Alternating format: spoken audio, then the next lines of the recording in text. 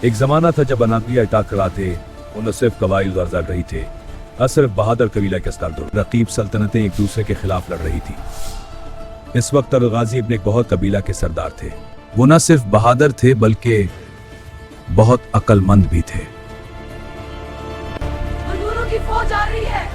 ہم ارطغرل بہت سے کریں گے، ہم تعداد سے نہیں جذبے سے جیتیں گے۔ ان کی تعداد ارطغرل کے سپاہیوں سے کئی گنا زیادہ تھی۔ قبیلے کے لوگ خوفزدہ ہو گئے، مگر ارطغرل غازی نے ہمت نہیں ہاری۔ ہم حق کے لیے لڑتے ہیں، اگر ہم کم بھی ہوں تو اللہ ہماری مدد کرے گا۔ رات کے وقت ہم ایک منصوبہ بنائیں گے۔ چلو اچانک حملہ کرو، ہماری فوج آ گئی۔ تلواروں کی جھنکار اور گھوڑوں کی آوازوں سے میدان گھس گیا۔ ان کی بہادری دیکھ کر ان کے سپاہیوں کا ہور بڑھ گیا۔ آخرکار دشمن فوج شکست بھاگ گئی، قبیلہ محفوظ ہو گیا۔ کمزور نہیں ہے کیونکہ ہمارا ایمان مضبوط ہے۔ اگر ہم حق کے لیے لڑیں گے تو اللہ ہمیں کبھی تنہا نہیں چھوڑے گا۔ یہ الفاظ سن کر سپاہیوں کے دلوں میں ہمت اور جوش پیدا ہو گیا۔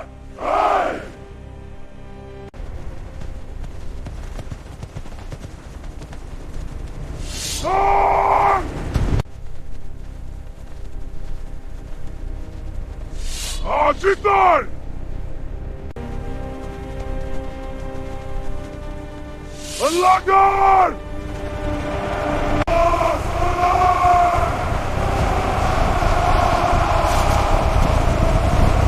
دشمن بھائی تمہیں اس میں سب ملے گا۔ اسی دوران قائی قبیلے کے باقی سپاہی بھی میدان میں پہنچ گئے اور جنگ شروع ہو گئی۔ اللہ کا شکر ہے کہ ہم فتح یاب ہوئے۔ اللہ تو غازی، اللہ کا شکر ہے کہ ہم ایک بڑی تباہی سے بچ گئے۔ اے میرے بہادر سپاہیوں، ہم سب تم پر ناز کرتے ہیں۔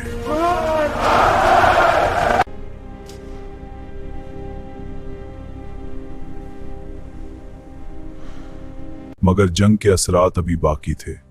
کئی سپاہی زخمی تھے اور میدان میں خاموشی چھا گئی تھی۔ زخمیوں کو پہلے اٹھاؤ، خیموں میں لے جاؤ۔ ہمت رکھو، تم جنگ جیت چکے ہو، اللہ ہمارا حامی ہے۔